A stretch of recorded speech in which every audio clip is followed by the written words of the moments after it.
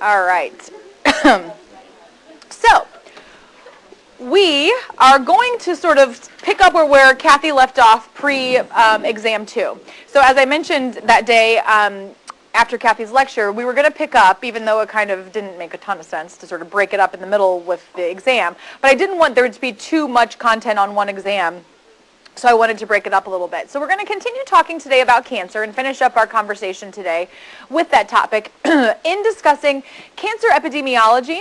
And what I mean by cancer epidemiology is sort of the start of it. So why it happens, to whom is at risk, those types of conversations. And then we're going to very briefly at the end talk just a little bit about cancer in children, because the onset or the development of cancer in the pediatric population happens for very different reasons than for why it usually happens in the adult, older population. So we're going to talk about, again, very briefly here at the end of the morning, about those differences, and so why cancer does start in children as opposed to adults. So let's get started on that. And let me just make sure, I need to double check myself. Okay. Okay, so here are the objectives. All right, so I hope to this point, it's clear now, after our conversation prior to exam 2, that, and you know, regarding the information that Kathy talked about and all of our discussions, that at the cellular level in the adult population, cancer usually is genetic. And what I mean by genetic, I hope is clear to you now, is that I don't necessarily mean hereditary. What do I mean when I say cancer is genetic? What do I mean by that? Mm-hmm.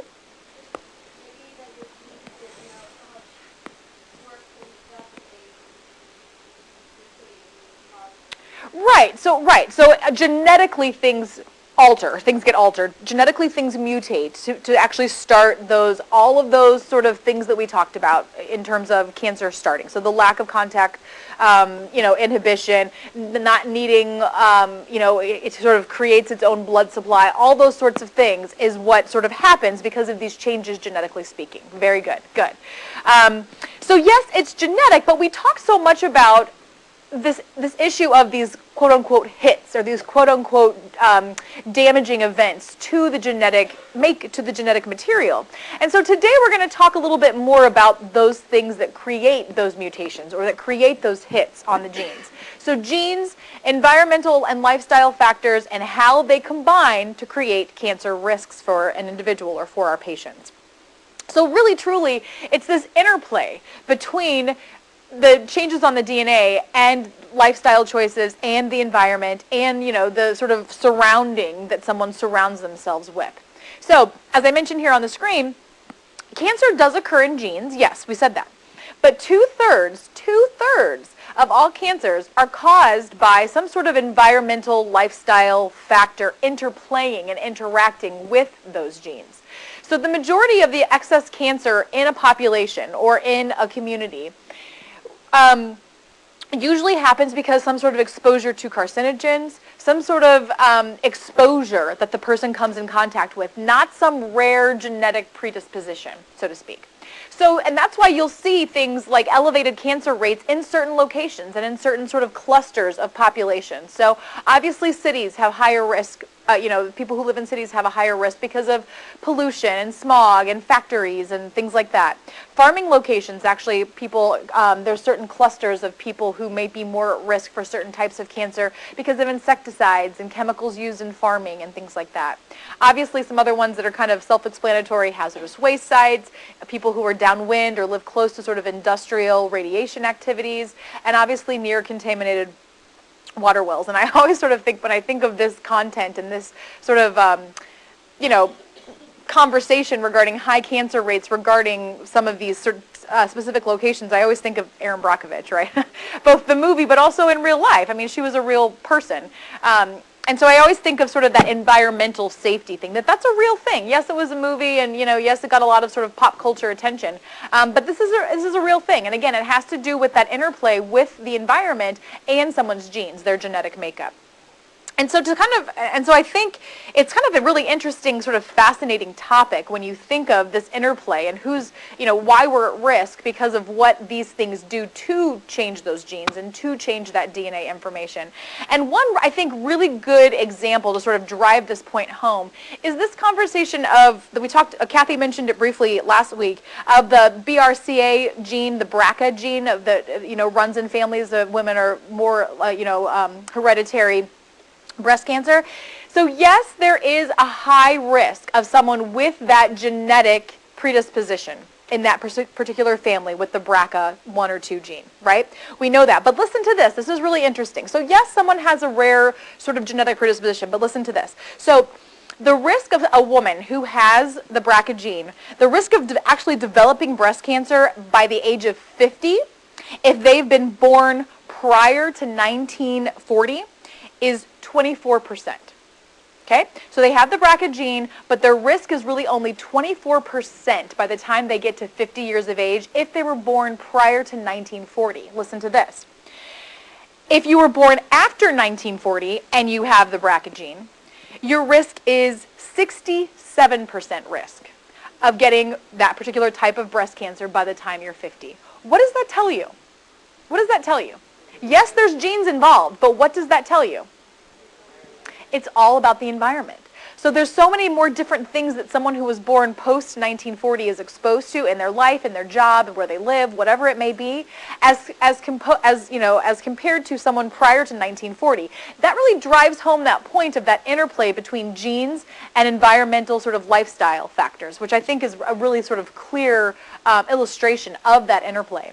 Another thing that I really think is interesting is that you may know that there's actually a pretty high rate in terms of the world. There's a pretty high rate of breast cancer prevalence among Europeans and Americans, as opposed to other places like, sort of Southern Hemisphere or Asian or African sort of ethnicities.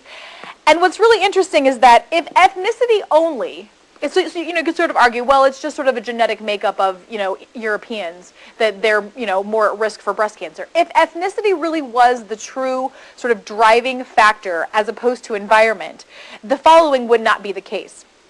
What's interesting is that immigrants who, let's say an Asian immigrant, immigrates to Europe or to the United States within, I want to say it's 2 generations, maybe even, no, it's 2. Within 2 generations, that Asian immigrant has the exact same risk or the exact same rate, cancer rate, as someone else living in, like I said, if they move to Europe or they move to one of the Americas, they have the exact same rate. What does that tell you about the environment, about the lifestyle factors, about what they're being exposed to, as opposed to true ethnicity or true sort of DNA? So these things kind of really drive home that scary but true realization of the interplay of environment with genes. So I hope that kind of makes that clear for you. And there is a term for this, and we call it epigenetics. So this truly is, scientifically, sort of, clinically speaking, the change in genetic expression. So remember when we talked way at the beginning of the semester about sort of phenotype versus genotype? Epigenetic changes that occur to sort of create cancer don't necessarily change the genotype.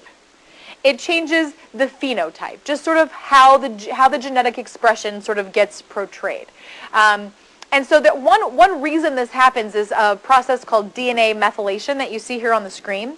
DNA methylation can lead to a lot of those sort of cancerous process changes that Kathy talked about last week. So things like leading to silencing of those tumor suppressor genes.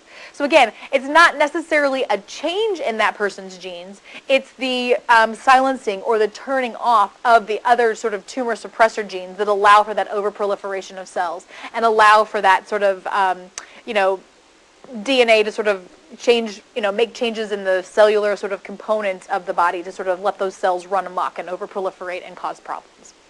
So it usually involves factors that silence the genes that should be active or activate the genes that should be silent, right? So those oncogenes and those tumor suppressor genes that Kathy talked about get flipped on or flipped off accordingly and cause the cellular changes to cause that overproliferation.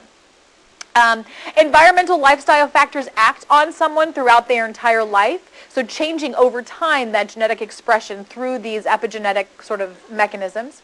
And what's really interesting too is that these epigenetic processes that change the cells can be influenced as early as in utero. So it's not necessarily just something that we come into contact to once we're born and once we've been living and working and breathing and whatever, but it can actually be things that we had been exposed to in utero prior to birth that can actually change the way our cells work throughout our lives as well. And again, I have sort of a good sort of example for that in just a second on the next slide. But again, what's also really important to understand about this epigenetic sort of conversation is that it's modifiable. And what I mean by modifiable is that it's important to know that epigenetic processes can be modified or stopped. So what I mean by that is, for instance, an example, both of my grandparents, or both of my grandfathers smoked at a very, very early age, 13, 14, 15 years old. One of my grandfathers had sort of a health scare and ended up stopping smoking when he was maybe 60 or something like that. Him stopping at 60, as long as a period of time as that was, yes, from 14 to 60, that was a huge time of smoking and a huge hit to his genetic material and a huge sort of increasing, obviously, of his smoking risk. As long of that period as it was, him stopping at 60, now he's 80, him stopping at 60 has modified some of those epigenetic changes and has actually decreased his risk from the time he was 60 to 80. It is modifiable. As opposed to my other grandfather who did not stop smoking, is at a higher risk, obviously, and actually did have some cellular changes and, again, had some health scares that they thought actually were changes to his mucosal lining of his lungs and lung cancer. So it just goes to show that these changes, yes, they can occur, but yes, they can also be modified by stoppage of certain lifestyle factors and lifestyle choices and things like that. So lifestyle, diet, pharmaceutical sort of, drugs, those types of things, all of these types of things can interplay with someone's, genetic makeup to create these epigenetic changes. That's why there's all this sort of talk now about these biologically active foods, eating organic and all of these types of things. They think a lot of that can actually reverse some of these epigenetic changes and kind of modify some of that as well. That's sort of what the interest and the sort of the, popularity of some of those things are right now. So again, epigenetic changes can be modified by lifestyle factors, just the same way that they can be sort of influenced negatively, they can be removed and influenced positively as well. So here is going back to this conversation of this in utero and sort of early life and what a fetus comes into contact with and cancer development. So it's true, early life events can later influence susceptibility to certain cancers. And again, there's a term for this. There's always a vocabulary word for this. This term is called developmental plasticity. So the ability to develop in particular ways depending on the environment or the setting. And in this particular instance, we're talking about fetal, so in utero. And there's a really good example of this. Back in the, I want to say 50s or 60s, there was a drug, as you see here on the screen, called diethylstilbestrol, DES. This was a drug that they gave to women, again, in the 50s and 60s, who had already had one miscarriage and who was trying to get pregnant again and have a successful pregnancy. So they would give this drug to women who had a history of at least one miscarriage throughout their current pregnancy. And what's interesting is that it's sort of a synthetic estrogen, so it sort of helped with hormone levels and keeping the hormone levels stable during that early pregnancy period, which sort of, is able to sort of maintain and sustain an early pregnancy. What's interesting, though, is that years later, females, girls, who were born from these women who had taken DES were at a way higher risk of developing breast cancer really early on in life, so like pre-age of 40. Girls, daughters of women who had taken DES, were at a higher risk of breast cancer pre the age of 40. Again, what does that tell you? That tells you such a strong link here between epigenetics and exposure of things, even in utero, to then later on down the line how that changes your cells, how that changes your DNA to actually create and develop cancer. So again, really, really interesting. Now, What's interesting, though, here is that it's sort of a widely accepted sort of, sort of knowledge that there really truly is most of the times in cancer development a long latency period. So what I mean by that is a long time between when you may have been exposed to something and when cancer actually develops. And this is actually a really good example of that, my gosh, they were exposed before they were even born, and they're really not seeing the changes to their cells and the changes to their DNA until 40 years of age, so 4 decades later. So really interesting, again, this phenomenon of this long latency period, which when we start talking about cancer in children later on this morning, that's going to be kind of that interesting difference, so to speak, between cancer in adults and cancer in children, because cancer in children, you can't really blame some of the same things that cause cancer in adults to children because they haven't even lived long enough to sort of live through this long latency period of how environmental things might actually impact the cancer development. So that's the true difference between adult and child cancer development. And we'll talk about that, about why cancer may develop in kids then if they haven't lived long enough to sort of acquire some of these hits, so to speak, to their genetic makeup. But again, kind of a really good example of that. So I hope up until this point this morning, I've really driven home this really strong, tight interplay between environment and changes to your DNA, changes to your genetic makeup. Okay, so that being said, let's talk about some specific environmental risks. So specific things that we know have a specific link to certain types of cancer or a specific rate of cancer, etc. So obviously the first one, tobacco. I mean, I don't think that is a big surprise to any of us at this point, right?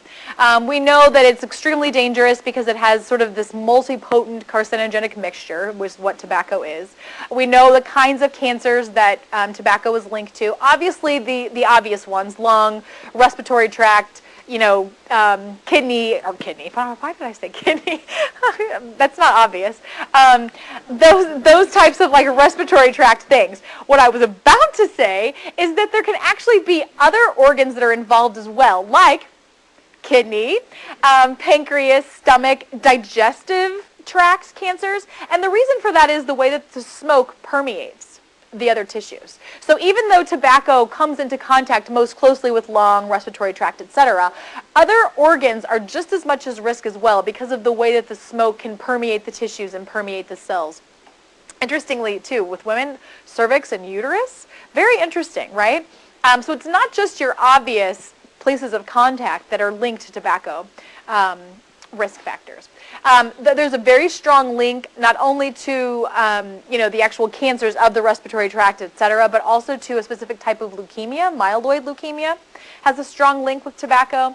And interestingly and very scary, secondhand smoke or environmental tobacco smoke is what ETS stands for, contains a lot of toxic chemicals as well. So people who have never smoked but have lived with a lifetime smoker is almost just as much at risk of developing some type of cancer as the actual smoker themselves, which is scary.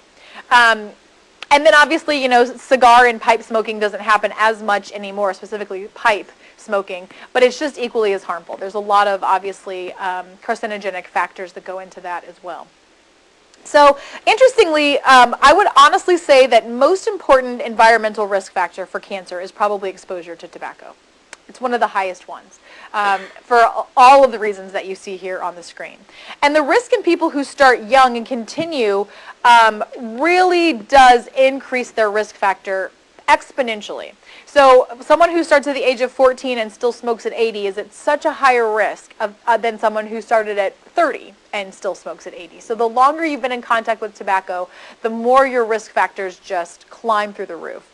And honestly, especially in our country, the reason I say I think this is one of the biggest, sort of scariest environmental factors linked to cancer is that tobacco accounts for 1 in 5 deaths each year in the United States. So that gives you a big, big picture of how dangerous this is. And most commonly associated with squamous and small cell are adenocarcinomas. Again, of usually that respiratory tract, somewhere along that respiratory tract. Okay. Again, probably not a lot of questions about tobacco. I think we've known about that for a long time. How about diet, though? We're certainly talking more and more about this link of of diet and cancer. In fact, they just came out with a study, was it last week, 2 weeks ago, saying the ingestion, if you will, of processed meats, so sausages, bacon, things like that, have a huge, huge risk factor that they really didn't even sort of realize until the study just came out a couple of weeks ago. I was looking at an article in the Huffington Post last week, I guess, about it, and there was a really actually kind of interesting picture. I liked the picture. I should have put it in my lecture, of a plate with bacon and sausages and all the sort of stuff on it, and then like 3 cigarette butts, all sitting on a plate together, nice and neat. And it's like, honestly, they were basically saying that is just, these meats are just as risky as eating these 3 cigarette butts here on the plate. So there's a lot more thought now, a lot more thought process going into these processed meats having such a high cancer risk as well. So again, and probably this 30% of overall risk factors for cancer would probably even change now, according to this study that just came out. But may account for, diet may account for over 30% of the overall risk factors for cancer. There's a term for this as well, xenobiotics. So this is talking about that toxic, sort of mutagenic, carcinogenic chemicals that are found in food. Specifically, they think it's meat. That you can find the highest sort of levels of xenobiotics in. Also, you can find bad sort of substances like hydrocarbons and amines that are produced during just the cooking of meat protein. So the gases in the air when you're cooking, the sort of vapors and the smells in the room can be dangerous as well, which people haven't really thought about up until now. And also, obviously, the more you cook your meat, the worse it is. So, I like a good medium rare steak, but for those of you who like their meat very well done and charbroiled and blackened on the outside, those types of things actually increase your cancer risk as well. Those are carcinogens. I mean, you wouldn't really reach into the bottom of your fireplace and eat the ash off the bottom of your fireplace, right? That's really what's on the outside of your meat, is sort of blackened, charbroiled kind of carcinogenic chemicals. And so that actually has a really strong link to cancer as well, which makes me really sad, because when I roast marshmallows, I love to get that black crispy char on the outside. Eating cancer, baby. It's that type of thing, like blackened chicken, all those types of things actually has the increased xenobiotic sort of content to it and can actually cause cancer. There's a very strong sort of researched link between that type of food and cancer now. So again, compounds produced in the cooking of fat, protein, meats, things like that. And again, some of these things that we have just talked about can influence those epigenetic changes to your DNA, to your genetic content. There's also a lot, I just kind of quickly put up here on the screen, research going on now regarding vitamin influence. We know obviously eating your leafy greens, your dark leafy greens, your colorful diet sort of thing does decrease your cancer risk. That's not necessarily what I mean, though. I'm talking about using sort of vitamin supplements and how that can sort of increase or decrease your cancer risk. So there's a lot of research going on with that right now. Not enough vitamins can cause problems. Too much vitamins can cause problems. So just kind of an interesting little sort of connection there between vitamin influence and cancer as well. So again, anything from the toast that you accidentally burn in the morning to, a really well done hockey puck steak, yum, delicious, can actually cause, has a higher link of xenobiotics. So now you're never going to eat a well done steak ever again in your life, right? I wouldn't anyway. Yeah, exactly. So again, quickly here, just to kind of touch on some things that can either increase or decrease cancer risk regarding diet and nutrition. Obviously, a lot of those things there for foods that decrease cancer risk are pretty obvious. Fruits and vegetables, fiber, leafy greens, legumes, nuts, things like that. And foods that increase cancer risk, obviously fatty foods, blackened foods, alcohol, those types of things can certainly increase cancer risk as well. Was there a question? Yeah. Mm-hmm.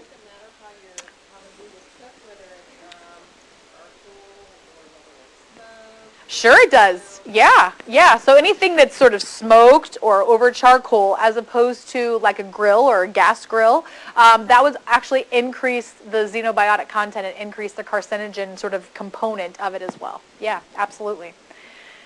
Unfortunate, right? Yeah, because I mean, you think about it, you think about what charcoal is, right?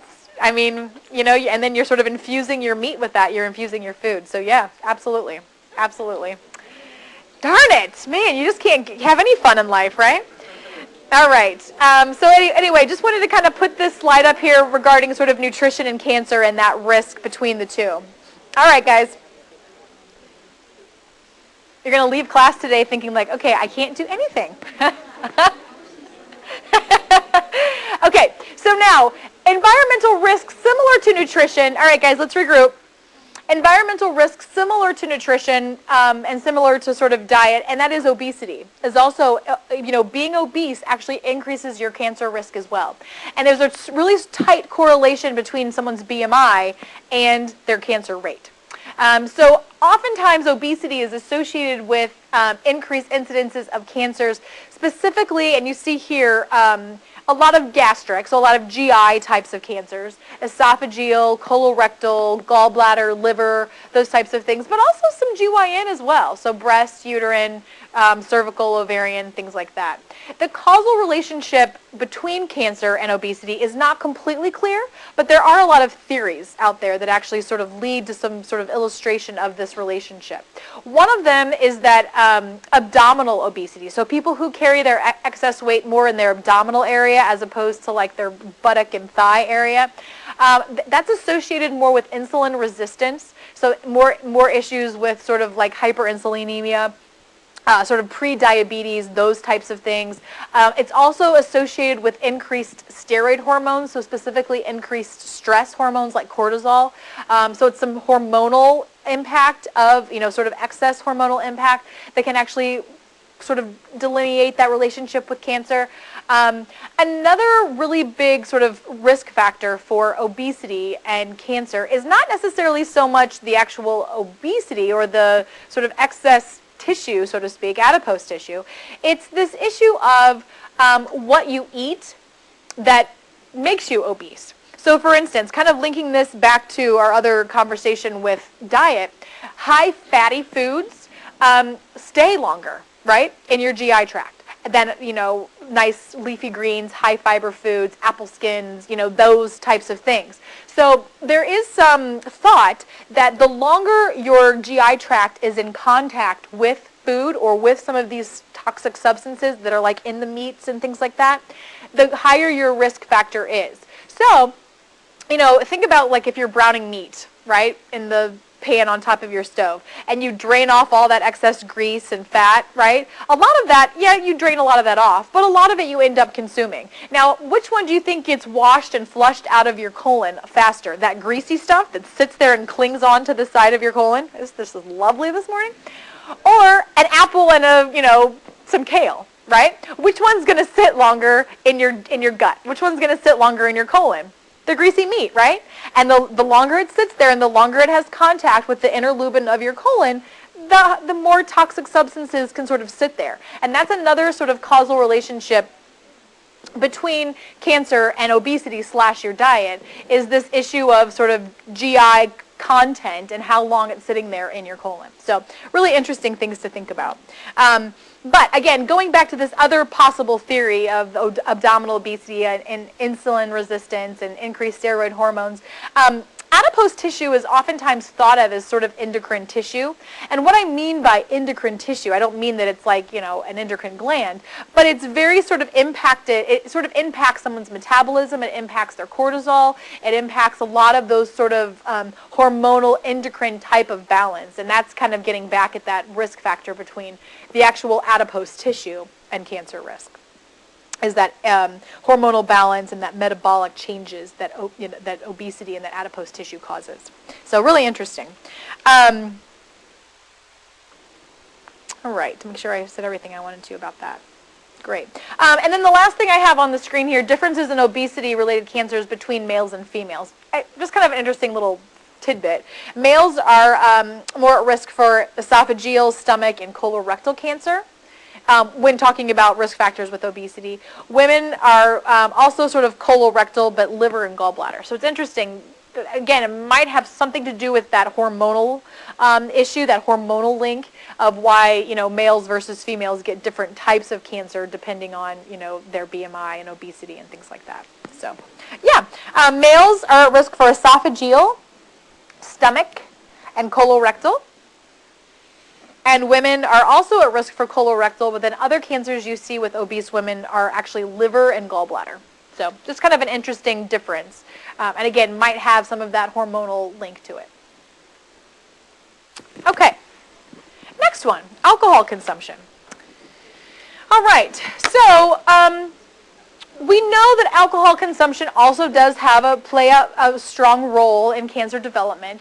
Risk factors, especially for sort of oral cavity, pharynx, back of the throat, hypopharynx, larynx, esophagus, things like that. Again, because those are the things that come into contact with the actual chemicals in the alcohol. But then the other really high one that you see associated with alcohol consumption is liver cancer. So liver isn't necessarily, or the alcohol isn't necessarily coming in direct contact with the liver. So why is liver at risk for cancer? Yeah, because that's where the liver is what's responsible for detoxifying and metabolizing the alcohol in our blood. So that's why if you're asking that liver to continue to detox, if you're really, we're talking about someone who has an alcohol problem, is an alcoholic, who you're constantly 24 hours a day, the liver is being asked to detoxify and metabolize and filter and work and work and work. What actually happens is that you actually end up kind of burning out those cells, right? And when you have high cell turnover, and you're asking cells to regenerate and replace themselves, anytime you're asking, anytime sort of cells are becoming inflamed, or there's an inflammatory process going on, and you're having to sort of replace burnt out, sort of tired cells, what are you setting yourself up for? Anytime you're asking your cells to proliferate and turn over and make new ones, what are you setting yourself up for? Mutation and overproliferation, right? Anytime you ask your cells to turn over, to make more, you're setting yourself up for the risk that, yeah, they'll make more and then they won't turn off, right? And so that anytime you have some sort of inflammatory process going on, that's why they say people who have had a lot of skin, burns in their life, or they've blistered and had a lot of burns like that throughout their life, they're more at risk for cancers because, again, you've asked for overproliferation. You've asked for increased cell turnover to sort of repair itself. And that's why you're more at risk for skin cancer. That's why you're more at risk for liver cancer, because you've asked your cells to turn over and proliferate and make new at sort of an unnatural rate, if that makes sense. So anytime you ask cells to regenerate, you're setting yourself up to cause problems. Interestingly, when we're talking about the increased risk with alcohol consumption, we're talking about substantial alcohol consumption. 3 or more drinks per day has been associated with things like head and neck cancers. And honestly, there is a lot of good research out there saying that, 1 or 2 glasses of red wine, specifically red wine, sometimes you'll hear beer and things like that as well, can actually decrease some of your cancer risks and decrease your cardiovascular risks. But we're talking about over consumption of alcohol, substantial alcohol consumption. So you have that fine line between good and healthy benefits and then, not good benefits of alcohol consumption. Also really interesting, and I remember learning about this, I think in grad school, and I just thought it was really interesting. The combination of cigarette and alcohol consumption together increases a person's risk exponentially. And the reason for that, honestly, is that the alcohol acts as a solvent for the smoke. So it actually concentrates the smoke, the tobacco smoke. And so the combination of smoking and over consumption of alcohol actually really does highly increase a person's risk. And we know that there can be some genetic factors that sort of play into alcohol and actually development of cancer and things like that. Okay. Any questions about alcohol and its risk? Again, a lot of these environmental risk factors that we're talking about today is not new news to you. It's not brand new information. But hopefully I'm giving you a little bit of a different light to it, a different spin about why this actually does increase, our patients' risk factors. Okay. The next one is ionizing radiation. So this is the kind of radiation that comes from like diagnostic, radiation in the hospital, so x-rays, CAT scans, things like that. But you also see it in other places as well, like radon, which is some radiation that you can find like in older homes and things like that, radioisotopes, radioactive sources.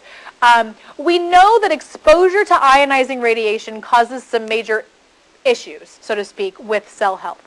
So it can not only cause cell death, but gene mutation and chromosomal aberrations. What historically has given us, in history, has given us the most information regarding the link between ionizing radiation and cancer? Yeah. Well, Chernobyl, good. And there's one even before that. Say that again. You're right. You're right. I'm thinking about something a little bit longer ago than just a few years ago, though.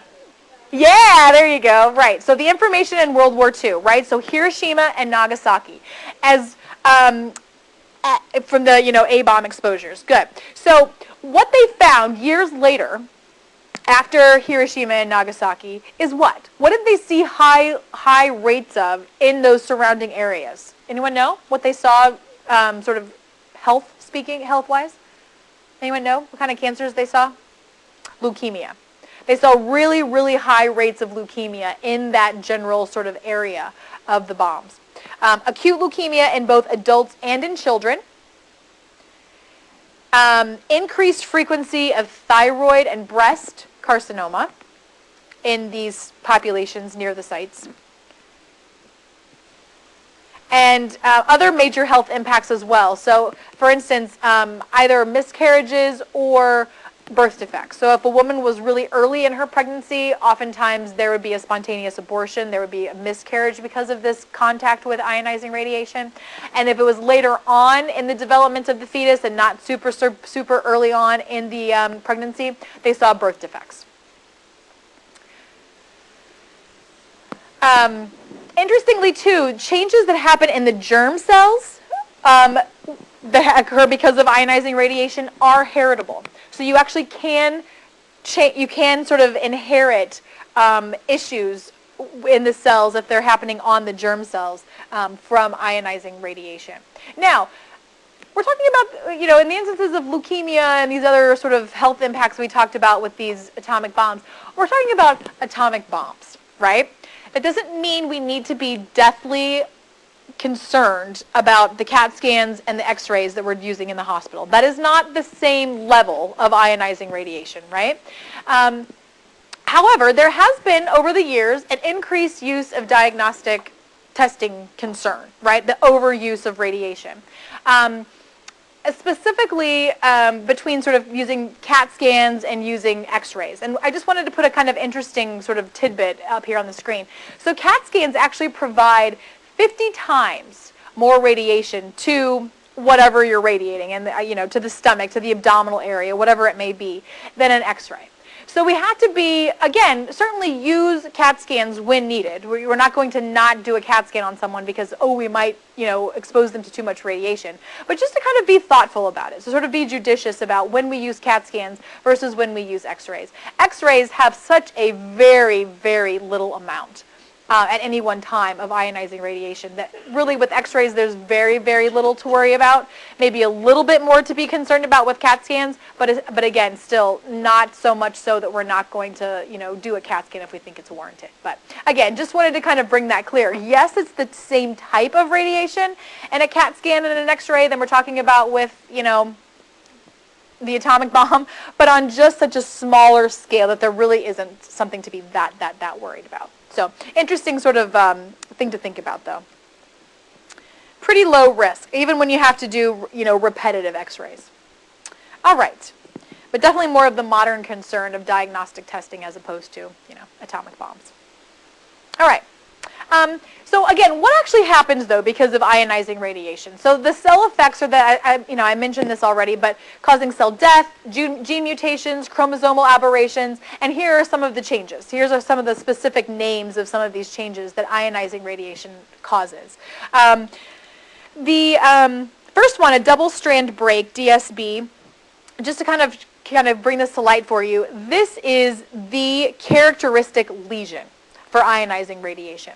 So again, if you would have looked at sort of the genetic makeup of these people in the areas of the atomic bomb way back when, this is probably the characteristic lesion that you would see on their genetic material, in their DNA, from ionizing radiation. And that's a double-strand break in the actual genetic material.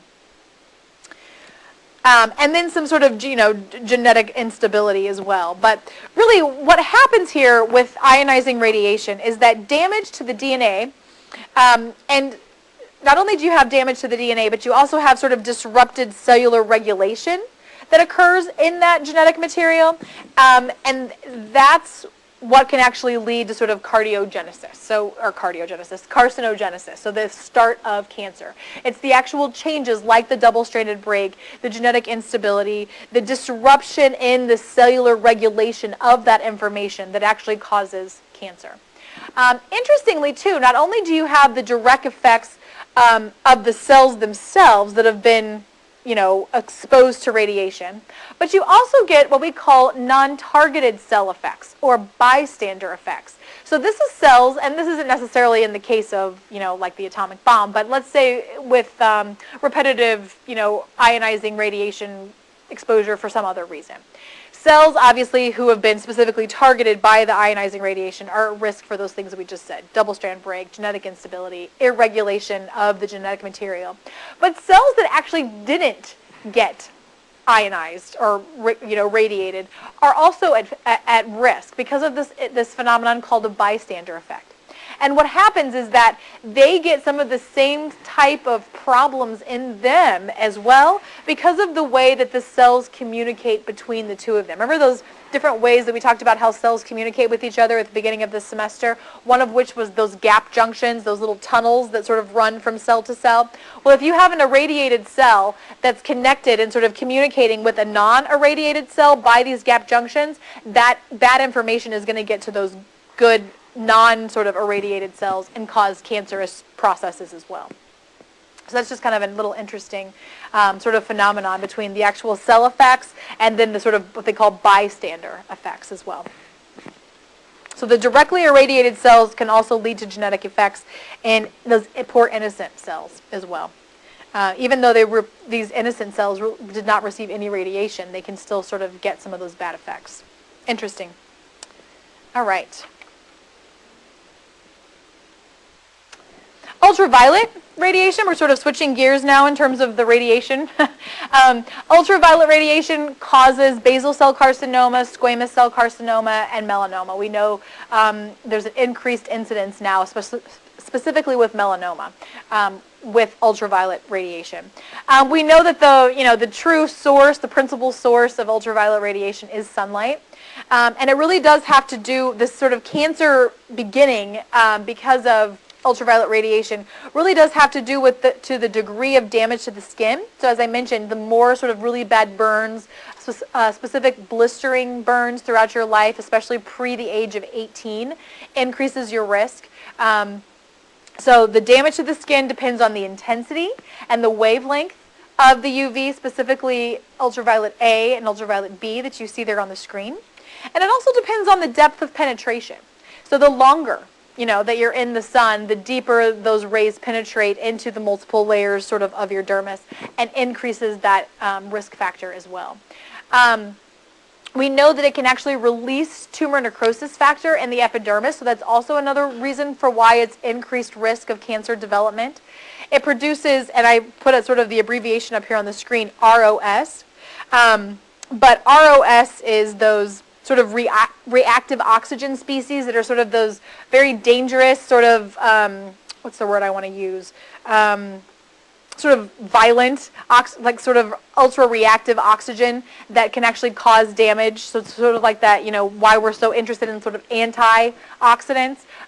It is the very sort of reactive, damaging reaction that can occur because of these sort of overreactive oxygen species that actually damages and causes inflammation in the skin. But really what happens is that again, the longer that you are exposed, and the more that you have asked your skin cells to turn over and proliferate and regenerate and replace itself because of this inflammation, the more you're setting yourself up for problems with overproliferation and defects in how those cells sort of respond and proliferate. So they can sort of replace themselves, and then you're at risk of them not turning themselves off and continuing to regenerate, and causing cancer, and having that sort of lack of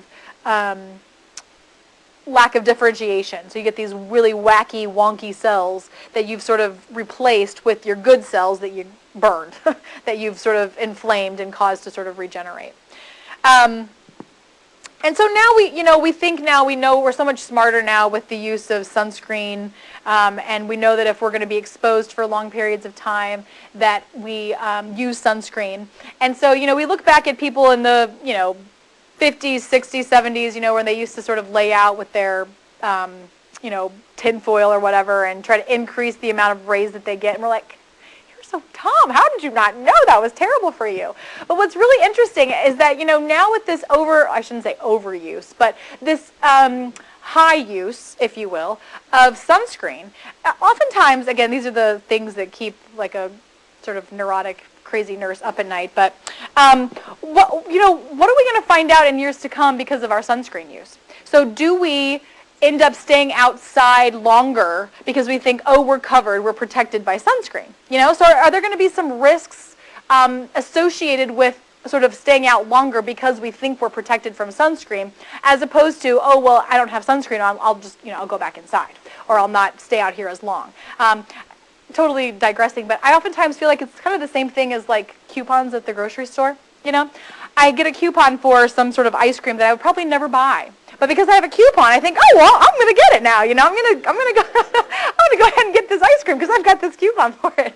It's kind of the same thing I feel like with sunscreen. Like, oh, since I got sunscreen on, I'll stay out, even though I really wasn't even planning on staying out, right? So those types of things, are we going to see changes? Are we going to see education kind of things that we have to sort of educate our patients about, in years to come? Hindsight's 20/20. So, in 20 years, are we going to look back and say, gosh, that was so dumb. Why did we stay out all day long, even though we had sunscreen? Those types of things.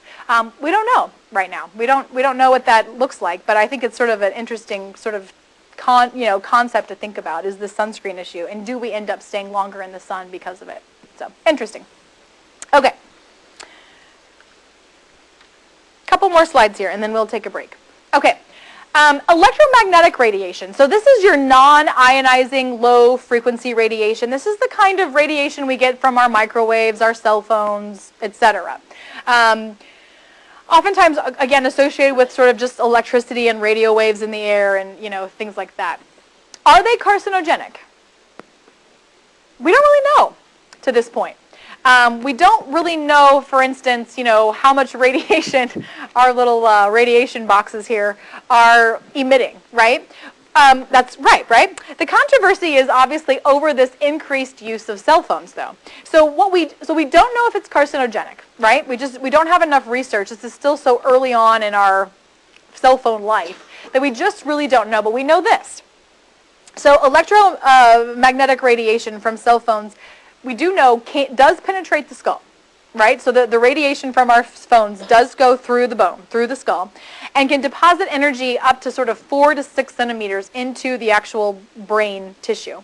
So that sort of emission of that radiation, of that activity, and of that energy into the tissue causes thermal heating of the tissue. I mean, I don't know about you, but, if I'm holding my phone up to my face and my ear for a long period of time on some, marathon telephone call or something, I take it down and my ear's hot, my face is hot, my hands have you guys, you know what I'm talking about? I think a couple of years ago, that girl, she was in the news, she slept with her cell phone under her pillow and it burnt a hole through her pillow in the middle of the night. So, I mean, there is some energy that is released, right? There is something that's going on there. The problem is, we don't know what it's doing to our brains at this point, right? So are they or are they not? We don't know. The thing is that, we know that there are some thermal effects. Does that thermal effect end up causing 30, 40 years down the road some carcinogenesis? We don't know. But makes me want to put my earbuds in and use that all the time Never have my phone up to my head anymore. Not really, I'm just kidding. But you know, again, we think we're so smart now, right? We look back at what our parents did or what our grandparents did in terms of smoking and, you know, ultraviolet exposure, and we're like, gosh, why were you guys so dumb? Like, did you really think smoking and all that, you know, ultraviolet light, how could you possibly think that was good for you? But who knows? Maybe in 30 years, our kids are going to be saying the same things to us about our cell phone use. Why were you holding that radiation box up to your ear for hours at a time, right? Again, hindsight's 2020. Sometimes we don't know what we're doing when we're doing it, and we know years later, like we know about, you know, smoking and ultraviolet light now. So who knows? Our kids are going to think we're so stupid too. So anyway, just kind of an interesting little tidbit there regarding electromagnetic radiation. Up until this point, there is not a lot of, you know, proof or evidence, so to speak, that microwaves or electricity or our cell phones cause carcinogenesis. But, you know, what do we not know at this point? We never used cell phones to the extent that we're using them now, ever, previously before in history. So it's going to take like a, you know, prospective cohort study to sort of really look at, you know, the issues that cell phone use has, and sort of the concern for today's children, right? So anyway, just kind of an interesting little tidbit there regarding electromagnetic radiation. All right. The next couple of slides I'm not going to spend a lot of time on. We know that there is a link between sort of, you know, cancer rates and sexual reproductive health and sexual reproductive behavior. Specifically, the big example that you can give on that is sort of the carcinogenic effects of the human papillomavirus. 99.7% of women with cervical cancer have a link to HPV. Okay, so that's not saying that, that's not sort of giving you a rate of cervical cancer. It's telling you that of the people who have cervical cancer had some sort of link to the human papillomavirus. So that's a high relationship, right, between cervical cancer and HPV. We know now that there is a vaccination to sort of decrease that risk in our population, specifically in younger aged, you know, sort of adolescent aged children, to sort of decrease that risk. But again, just kind of illustrating very quickly that link between sexual behavior and lifestyle factors and then, you know, cancer risks. But we're not going to spend a lot of time on that. And then the last thing we'll talk about here is this issue of physical activity. And again, I should probably have put this slide back with the obesity slide, because there really is a, you know, kind of a link, obviously, between those two things. We know that physical activity, all these things that we were talking about so far, these risk factors, actually increase our risk for cancer. And now this is one thing that actually decreases our risk for cancer. So yay, something we can do. Reducing cancer risk, specifically breast and colon, has been proven to sort of be decreased with physical activity. And here you kind of see the reasons why up here on the screen. So we know that physical activity decreases insulin and insulin-like growth factors. It decreases obesity. It decreases our, you know, our glucose level in our blood. Why is that? So the reason it decreases our insulin need is because it decreases the glucose in our blood. And why does physical activity decrease the glucose, our blood glucose content? What actually is occurring during physical activity? Yeah, so your muscles pull it, you know, the sugar in our blood gets pulled out of the blood into the tissues and into the cells to use it for energy during physical activity, right? And so if you don't have as much sugar circulating around in your blood, you don't have the increased need for insulin to be dumped in. And so you decrease that need for insulin and insulin-like growth factors.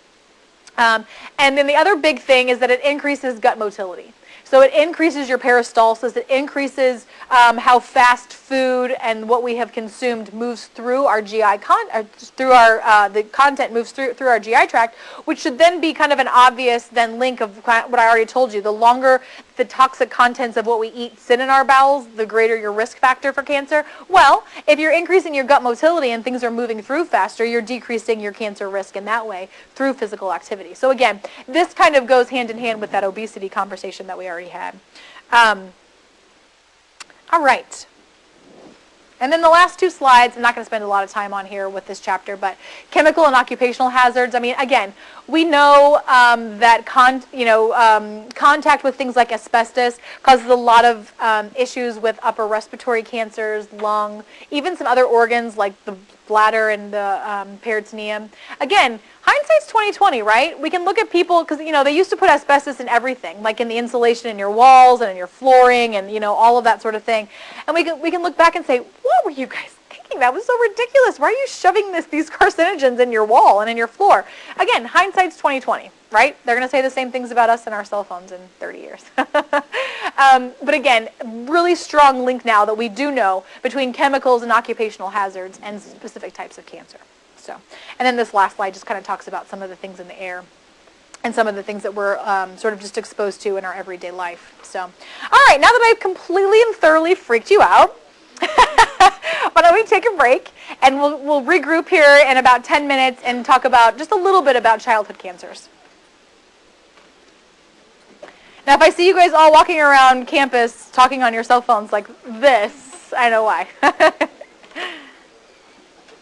just watched a PBS documentary about